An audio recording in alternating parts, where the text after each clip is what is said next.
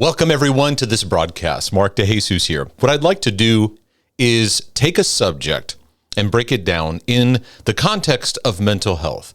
And that's the subject of worship. And I'd like to start with a question, then delve into it and give you some, what I think is helpful feedback and some insight on the relationship of worship and mental health. And the question is, can worship improve your mental health?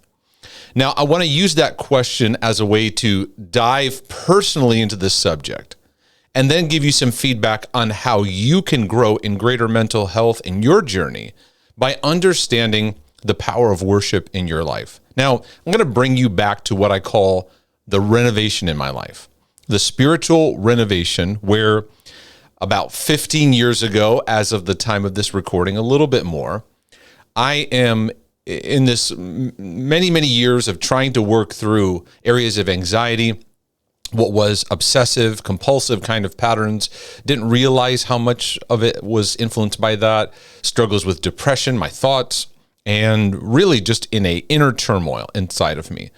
There's an aspect to it that there's an emotional breakdown going on in my life. And I'm keeping things okay on the outside from appearances, but on the inside, I felt myself eroding, and I'm crying out for help, trying to understand. Well, the interesting thing is that when you're ready for help, God has an amazing way of bringing things down your path that you need. People, books, maybe encounters, experiences, even conversations. That could be a blessing and a benefit to your life and to your journey. And I found myself in this place where, God, I don't know what to do, and I need your help, and I need to be taught. There's things I don't know that I need to know. There's things I need to learn that I haven't learned. There's things I need to unlearn, and I'm ready. And so I found in my journey the message that kept coming back to me as I was praying, as I was talking to God about my anxiety mainly. God, I need your help with this anxiety. But I need your help. I'm having these panic attacks. I'm having these spin outs. I need you. I need your help. And the thought that came back to me constantly, and I believe God used this thought. And if you see me and watch me, I don't get big on the, well, God told me, and God did this, and God did that, and God told me, because I feel that is too intimidating for Christians to make it, present it like that. Because so many people, well, I don't hear God like that. I'm just telling you the thoughts that kept coming back to me, that I kept sensing a highlighting on, was spend time with me. Spend time in worship. Just come before me. Now, that sounds great, right? And I could easily polish that. But I'm going to tell you, that irritated me at first. Like, why is it that I keep getting all these things about worship? And at the time, I was actually transitioning from being involved in youth ministry and some other areas in the church, and I was kind of moving up into the leadership structure, and I was also in that time involved in the worship, and I was leading worship in all our services and so forth. And God used the environment of leading worship to actually deal with my own personal worship life.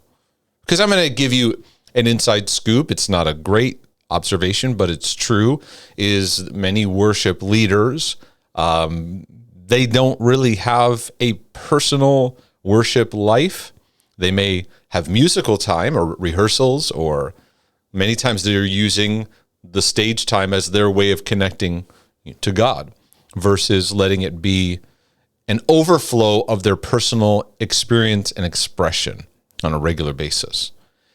And I find myself just I wasn't so much like wanting the stage worship to be amazing in church, although certainly that's there, of course.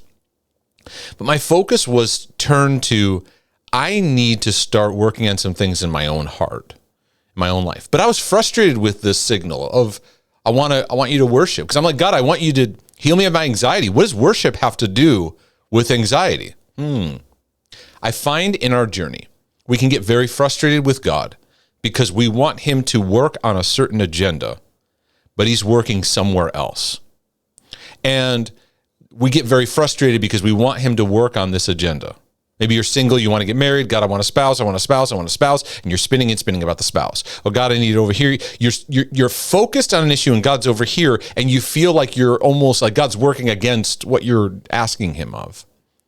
But what I find is that God works in the root system of our hearts. He works in seasons. And he typically works in themes because he's teaching you a theme you can't learn in a class. You can't learn in just a book, although classes help, books help, teaching helps. You got to go through it. You got to go through you got to go through a season of your life where you learn to experience. And this anxiety had crippled me so much that as I sensed God saying, just come before me. And I said, okay, I'll surrender to this agenda. And I had some other people give me a feedback on this because when I often hear something or sense something, I'll give it to those that I trust. Give me your feedback. You getting a witness from this? And there was a witness from others. Yeah, this is the theme over your life. And so I was single at the time, and I just said, I'm going to bathe my heart and immerse myself in just experiencing what it means to connect to God. And that's when I began to understand at a deeper level what I'm so passionate about is the love of the Father. I did not know how to connect to God as Father. And I didn't understand the power of the Godhead and how to really connect to who he is and become aware of his presence in my life. And so I just leaned into it. And I would take late nights and I would just sit there in his presence, no agenda, no like I need you to do this, I need you to do that. I just paused with that. Instead of just throwing up needs and then walking away, I entered a new stage of just connectedness. Learning to connect to his presence, to become aware of his presence. I find that worship from a simple understanding is really a response to who God is and his nature. It's a response of becoming aware of his love, his holiness, his greatness, his power. And folks, so much of that leaks out of our awareness. It's when we talk about God being here or not, or connecting to his presence or being close to God, we're not talking about God moving back and forth. He's here with us as believers. He's here. It's our awareness of it. And that, in our journey can leak so much. Right? And there's a fight and there's a war over you not being aware of God's presence, where you just become numbed out. You become checked out. You get so busy in your life, you kind of just throw up those prayers, and there isn't an awareness that he's with you all the time, and he'll never leave you, and he'll never forsake you. And he's faithful, and he will continue to be faithful all the way to the end. We get so lost in our fear, our shame, our condemnation, our rejection issues that make God feel like he's here and he's left, he's angry at us. All that stuff is our broken filters. And so you don't just snap your fingers and all those things go away. You start practicing and investing. And I didn't force it. I wasn't like, okay, I got to spend my time. I came to the end of myself. And this is what I mean by that. I came to the end of my striving and trying and going and doing and fixing. And I really just collapsed in God's presence. Okay, God, I need a new, fresh work of your life. I can't do this, but I know you can do it in me and through me. So I open my heart to that. So I began to do something I had never been taught before. I'd never been taught how to do this or how to cultivate it. I just learned to just sit quietly without an agenda, without any form of agenda or any kind of list of tasks, but just to learn to still my thoughts, to quiet my mind. And at first, some of that is excruciating, especially when your mind tends to be obsessive and you struggle with certain subjects you can't let go of, and you got these things you're spinning in. But I over time saw what God was doing. Yes, he was going to lead me to address anxiety, depression, all that stuff. But what he wanted to develop was my awareness of connectivity, communion to him. You see, we're so lost in a performance-driven environment. We don't know how to sit and just be. We don't know how to sit. We know how to sit in meetings. We know how to sit and do something productive. We know how to be busy about something, but we're so uncomfortable with just sitting and just being. And I was one of them. I was very frustrated at first with this, like, why do I sense worship keep coming back to me? But that's where the grace was. And see, when you're in your season and you connect to what the theme of your life is right now, and it's usually very obvious, so you skip over it oftentimes, or you dismiss it, or you say, when's this going to be over? When you lean into the theme that God is working on in your life, the grace is there. What do I mean by the grace? There's a flow. There's an empowerment to lean into it. Doesn't mean all your problems go away. I was still anxious, still struggling in the midst of this, but it caused me to kneel more before him. It created this really strong, I feel healthier dependency, not a desperation. God, where are you? Christians do a lot of that. God, where are you? I need you to be here. I can't do it. We just spin.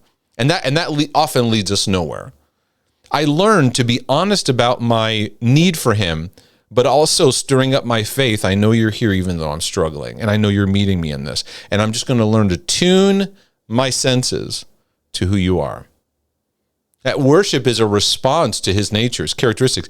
It tunes my frequencies to an awareness of who he is in all things.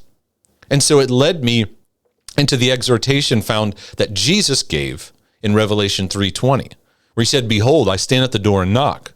If anyone hears my voice and opens the door, I will come in and dine with him and he with me. He's calling the church, as some of his last recorded words, he's calling the church to intimacy. He's calling the church to connection. He's calling the church to simplicity. And it's interesting that the same word he gave way, way back then that was recorded by John is so relevant today. In all our battles and all our struggles, we're frustrated and trying to figure out, how do we do this? And what he's asking for is just come and be with me. And for many people with mental health battles, that's excruciating. It's excruciating because you're battling with depression or you're battling with obsessive thoughts. You can't seem to stop. But God is saying the answer lies in connectivity. Just learn to be with me. Just learn who I really am. And in that, I began to unlearn who he's not. Because I equated God with, I could connect because I'm doing good on my Bible reading and I'm praying well and I'm doing well in my thoughts and my behaviors. Then I had to go deeper and learn how he just wanted me to open the door. And interesting, the part that Jesus is saying there, and he's in Revelation, he's giving very strong words of calling the church back to a heart-connected place of first love, getting out of lukewarmness, of really getting back to the fundamentals of relationship. And it's interesting, in the midst of all that, he's saying, let's eat. And I found that the picture of sitting at the table and eating a meal is God's divine picture, and it bookends the scriptures. It's in the Old Testament in Psalms where David says, he sets a table before me in the presence of my enemies. In Revelation 3:20, he calls for sitting at a meal. And the end of all things, at the end of the age of what we're all looking to, is a big supper, a wedding supper. Jesus, even before he gave his life, what was it? There was a moment of connectivity that was needed in that. And so I find that God, sitting down having a meal isn't just having good food. It's nurturing for our mental health. And so many times in your journey, you're trying to see God heal your mental health battles. And what he's saying to you is just sit with me. And you're like, I need to sit with you. Just sit at the table. But I can't. Yes, you can. You're going to learn. And folks, if I could do it, because I know what it's like to not be able to have 5 seconds of peace. If you know how to have 10 seconds of peace, 10 seconds, you're better. You're ahead of the game than I was. I didn't know how to sit still and have any kind of sense of peace. I only knew how to be busy. I only knew how to keep things going. I didn't know how to quiet my mind. And I had to learn to practice. And so there were times I'd just sit and I'd have my headphones on with at the time, my little MP3 player. I think iPods were just coming out at that time, but it's interesting, right? how quickly technology changes. Had my earbuds, and I would just have a little list of a few songs. Sometimes I just go for a walk. I go for a walk in the evening by myself, and it was just nothing but just walking and just being aware of his presence. Sometimes it was just sitting. Sometimes it was just entering into engaging. And a song of music would just come out of my heart. Sometimes it would be stuff that I just made up. It would be just a personal song that would flow. Maybe it's just a one melody and one line I just kind of just kept lifting up to God. And it was interesting because a personal revival broke out in my life. And it impacted a lot of arenas. I remember at the time, people were saying, there is something different about our corporate worship. What is going on? There is a tangible sense of God's presence working in a powerful way. I remember even having choir rehearsals, and I would say, hey, can I just share something before we get into rehearsal? And next thing you know, we were just basking in God's presence and forgetting that we had a song that we had to rehearse. We would just sit in awe of his presence. And sometimes we begin to pray for each other. And there'd be moments where people would just linger. They just wanted, it wasn't a Pentecostal thing, a charismatic thing, a Baptist. It wasn't about any of that. It was just, we're just in connection with each other, and we just want to support each other in really connecting to the presence of God and what he's doing in our life. And so what I noticed that worship was a choice and a decision. And I also realized that my mental state, my internal state of mind, was a very reactionary one, meaning that whatever thoughts came to me, I was just reacting to them all day. I didn't know how to establish my state of mind. And what I learned is that worship is an active choice that can establish your state of mind. I found that worship sets the mood. It sets the stage for the mood of what's cultivated in your life. I found that worship sets the stage for what God is doing. I become more aware of what God is doing versus getting hung up on what I think he's not doing. And don't we get caught in that? We get focused on what we think God is not doing. Now, who are we to know exactly what God is doing, right, in every way? But boy, we get lost in what we might be tempted to think God is not doing. He's not here. He's not listening. He doesn't care. He's not doing that. He's not working in that way. He's not involved in that. Worship calibrated me to become more aware, to look for. Because we have a tendency to look for the negative, to look for what's not happening, to look for the brokenness that we carry. We look for it. And what you look for, you will find. If you're always feeling like God's against you, you'll look for things to validate that God's against you. That becomes your focus. And worship helped calibrate me to the goodness of God, so that I could go further in a helpful exchange with God to allow him to heal my heart, to renew my mind, to help bring sanctification, to bring transformation, to bring greater awareness and illumination, right? Now, I will say this, worship doesn't replace the relational work that we are called to do in growing and maturing and healing. It's not like I sit in God's presence and he just vanishes my thoughts and all those things, just problems just go away. It's more about, getting my state of mind more fully aware of God's presence. And not only did it infect me, it infected everyone around me. It was like doing a dramatic reset. Where our rehearsals became rote, where you just get there and you do the thing and you practice the notes and you get it tight and then it's great. Hey, your monitor's great, or this, we need the low end a little fix. Let's tweak this, EQ that. Okay, this, and this. And we can lose connection to the heart of it all. And modern day ministry and church life can very easily lose the heart of relationship of what really matters most. And in that time, there was a divine sovereign move, and I just opened my heart to it. I opened my heart to it, and I began to see other people impacting and impacted by it. So now let's fast forward, because years later, I had pastored a small church, and we did a lot of emphasis on mental, emotional, and spiritual health, and just heart healing and working out issues of our life. And I noticed a lot of times we would gather on Sunday mornings, and I noticed the majority of people, when they would walk in and when we get started, the overwhelming majority had like a sadness, a lethargy. You could tell they kind of just dragged in there. You know, maybe they had a fight on the way to church. They were dragging their kids, and the kids, you know, spilled something on the car, and the week had just gotten to them, and they were kind of just crash landing into the room. And so what we would often do is we would often exhort, my wife and I would exhort the body to, let's take a moment. We would enter just a basic protocol. We'd start off with just giving thanks. The Bible says, enter his gates with thanksgiving. So if you want to unlock your state of mind, start with thanksgiving. Start with cultivating gratitude. You enter his gates with thanksgiving. So there's a gate opening in your heart and life when thanksgiving happens. Enter his courts with praise. So praise is a declaration of who God is, right?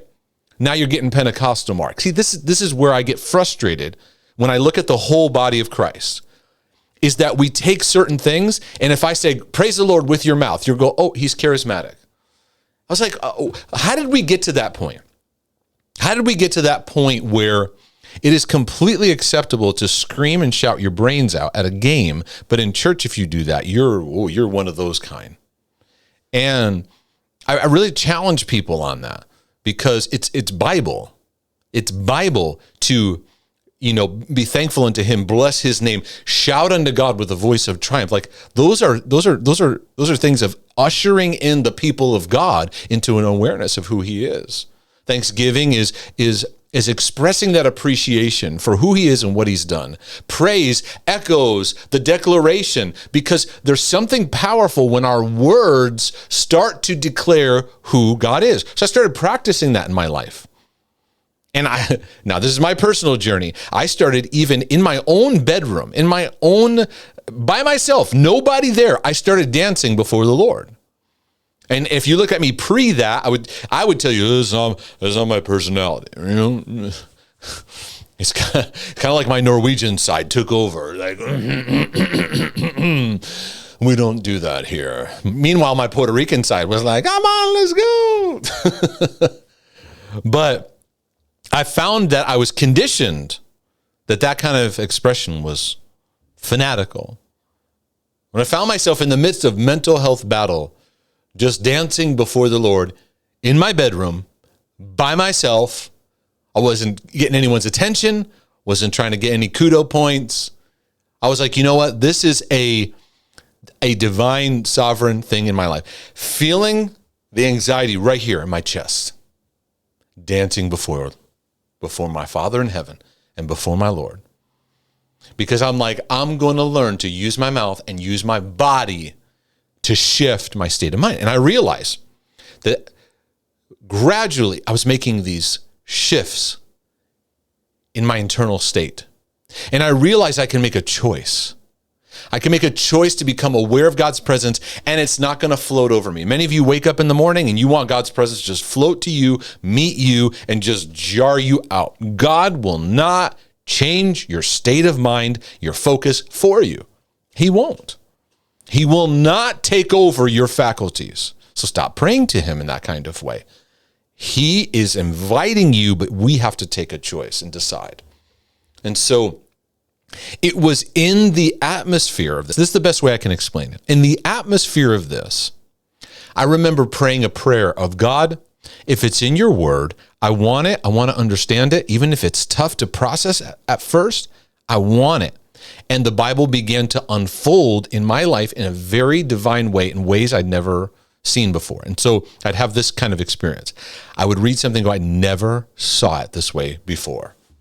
And that's what I pray for people, that they will experience. Because Paul said in Ephesians, I pray that the eyes of your understanding be enlightened, be illuminated, that you'd have an illumination, that the spirit of wisdom and revelation will come upon you. So you get this like, I get it. Okay, I get it. I didn't see that. Now I get it.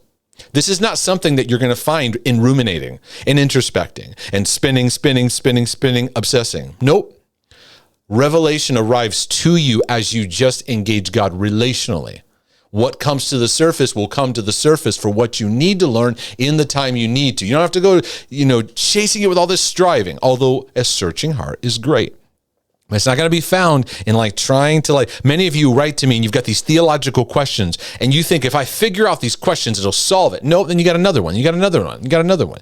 And many times we need to come to the end of ourselves and just go, I'm just going to learn to just sit at your feet because I don't know. I know nothing. And I just want to I want to restart like a little kid and just learn who you are. Jesus said, you can't even come to the kingdom unless you learn to come to me as a little child. What's that innocence that needs to be restored in our lives of just coming to him and learning to trust and just learning to go yes and just rebuild that simple belief in our lives and do a reset. I found that worship began to do that. So anyways, going back to my pastoring work, I'd noticed that people would come in and we would lead them in just simple protocols and many of them would be awkward and they're like, I don't know, this feels like very, very Pentecostal. And I'm like, okay, well, you want to label it, fine, but it's disconnecting you. How about it just be a God thing? And I just read scripture after scripture of where the Bible just over and over again talks about the power of singing songs and spiritual hymns and singing to one another and exhorting one another. Like I need to sing so that it changes my state of mind. I need to declare who God is for my state of mind and awareness. But when you hear me doing it, it rubs off on you and this is contagious. And now we're together in this. Somebody usually needs to jumpstart it, right? My wife, great about that. We do this with each other. Sometimes in our household, we'll just kick on some music. We go, hey, I'm going to have a dance break. I'm going to have a praise break. Anybody want a praise break? And I'll just kick on some music. And sometimes my wife will do it and I'm not in the mood, right? I'm like serious thinking about something. And she just goes, come on, let's tap our feet just for a minute. Come on, stand up for a second. And I'll go, all right. And then a minute later, I'm in it and my state of mind is changed, right? I think it's sad that a lot of people, they never express great declaration or dance unless they're at a wedding or unless alcohol is involved. It's amazing how something God created to be beautiful, to be powerful. I'm not saying you got to go into your church and jump around the room. Most people just aren't ready for that. I get it. We cultivated this though. We're going to be a body that expresses our love for God and each other. And sometimes I would have our church do, it's kind of getting off topic, but not really. I'd get them doing goofy little, almost children-like motions to songs. And you could see the religiousness, like anger. Like, what is he doing with this ridiculousness? And I'm like, we're going to learn the simplicity of not taking ourselves so seriously, and we're going to be aware of God's presence. And we'd find different ways. We'd have a variety to it, right? But here's what I noticed. At the end of the service, the overwhelming majority of the people walking out had a different countenance, had a different state of mind. There was a smile on their face, a different posture, completely different than when they came in. Now, here's the problem. The next week, we did this all over again. That became a bit frustrating because what it was telling me was Monday through Saturday, none of this is happening. So church on Sunday now becomes the feeding place. Sunday church should not be the feeding place. Sunday church, or whenever you have church, should be the icing on the cake of everything that's been cultivated in your personal life, in your family that you bring together. Instead, we're dragging into church like, feed me because the week took me out. And I realized that worship and connectivity to an awareness of God's presence is a daily thing. Now, it's not about, okay, do your time. That's performance-driven stuff. No, what I'm saying is get back to meaningful connection. It's like a husband and wife that feel like they're drifting into roommate, and they go, you know what? We need to get back to a loving marriage of connectivity. And let's follow these 10 rules and do these 40 things? No, usually it's just, let's just be together. Just be together. Let's get back to the fundamentals of being together. God was calling me to that. He said, I'm going to lead you into something you haven't been taught, you haven't experienced. It's a deeper thing. So I noticed that as I carried that, and then I carried that in my pastoring, and I was encouraging people. I even would do conferences where I would talk about just mental health or just healing, heart healing. And I'd have people there from all different walks of life in Christianity, even unsaved people coming to these things, right? And I go, all right, we're all going to get up. I want you to stand up. And I taught people how to change their physiology. And I've talked about this in previous podcast episodes. But what I noticed is that in worship, when we sing worship songs, what we're actually doing is with our mouths, we're saying things that are calibrating our heart. Why do we feel different when that favorite jam of yours comes on and you're in the car, the music takes the words and it brings a power to it that the words by themselves wouldn't have. The melody gets to your heart. I encourage a lot of people with mental health. I ask them, what kind of music do you like?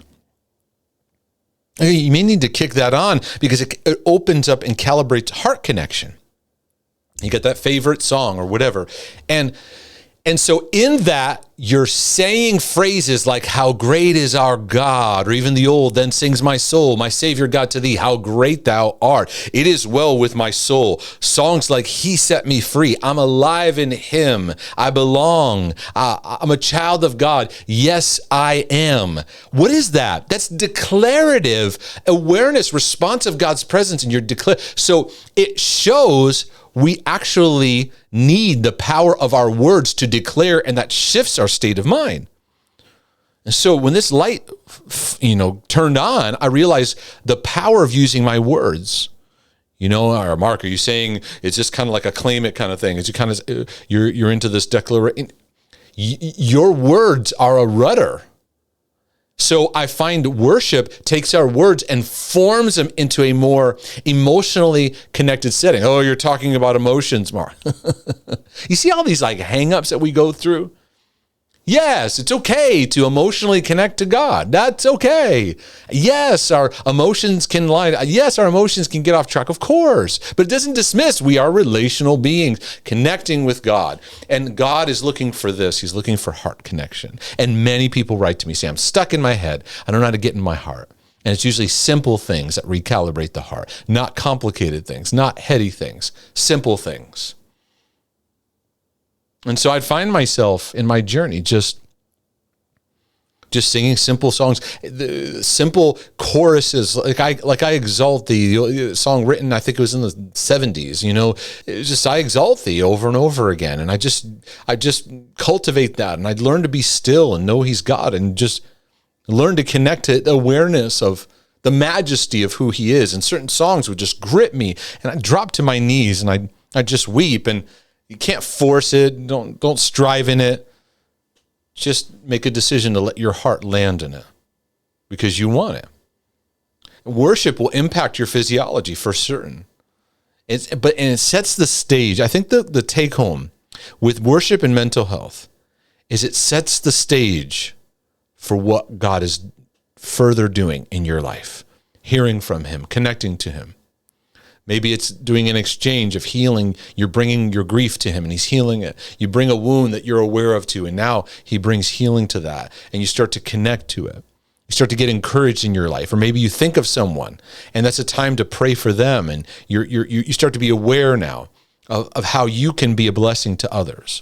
So in addressing worship and mental health, worship is a response to who God is. It's an awareness of who He is. It calibrates your awareness because you realize you can lose awareness of God's involvement. He's here or there, He's not here, or you just get busy. And worship, it also involves our words. And it takes our words and it supports the direction of our hearts. I found that worship also helps calibrate a state of mind. Now, worship doesn't replace the relational investment, the learning, the growing, the exchange, learning to pray, learning to do some reversals in areas of your life, transformative work, healing work, right? But it sets the atmosphere. And many people struggle in their processing with God because they don't know how to set an atmosphere, right? If I go on a date with my wife and I hurry into it and I'm quickly just throwing on a shirt and I crash landing into it, we're going to need to take some time to calibrate, to then relax into it, right? And so the same is connecting to God. If you want to sit at the table, you got to relax yourself to sit at the table. We got to learn this. So it sets the stage then at the table. We're going to have some great exchanges. It's going to be meaningful. It's going to be fruitful. Now there are some, and you'll have to ask yourself this. There are some that in worship over time can become an escape. I definitely have seen this, where they avoid the decisions, the things that they need to face in their life, and they go, I'm just a worshiper. And that's fine, but you have to be aware, are you using worship as an escape to numb out and not deal with your problems? And I find this in many, many years of doing heart healing work with people. They would go into worship, kind of go into that mode, connecting to God. Many times they're like, it's just me and Jesus. And that can be a response to pain and heartache. And it's okay to give that pain and work through that in the context of worship. But worship's also not an escape from relationships or escape from, things that need to be dealt with and worked through. But I have found that God used the understanding of worship to reestablish the foundation of my life. I needed to see him in a greater way that I had not seen him for most of my life. I needed to learn his love for me. And I needed to learn this relationship is just a time connected. If I'm looking at my watch, that's not what it is. If I'm forcing it, that's not what it is. I'm making a conscious decision in my heart to be open to it. And then it wasn't just a moment. It was throughout the day, just being aware of who he is and just having these pit stops all day long, because that's what builds a wonderful relationship. And there are times where we all get in a drift. We all get in a drift where we get too heady or we get too busy or we get too in our things, our routines. And trust me, modern day living is notorious for stripping away the heart of what God is doing in our lives, in our communities, in our families. Just so busy, full of programs, events, and all this stuff, all these techniques, tactics, we lose the essence. And Jesus was shaking that in the 7 churches. He's doing that today. So I pray that you'd allow this to be an invitation for you to go deeper, to experience greater depth. If this was a blessing to your life and your journey, go to markdejesus.com. You can support these broadcasts, support these messages. I want to encourage you in your mental health journey. I've done a lot. You can find so much. You can go to my site, type in the word mental health in the search bar on my website, markdejesus.com, and you'll find so many topics on what I'm dealing with and what I am sharing and addressing in people's lives. I want to see you live healed and free. And God wants to be able to allow you to connect to who he is. If you want to have some help in the process, I recommend a resource, The Heart Healing Journey, because I spend a lot of time talking about the importance of the heart, getting back to the heart, and allowing a heart-awakened life to lead us in greater healing, freedom, and transformation. Love you guys so much. Thank you for taking the time to listen through this and let it wash over your heart. And I look forward to seeing you all in future episodes. Thank you so much. Look forward to next time. God bless you.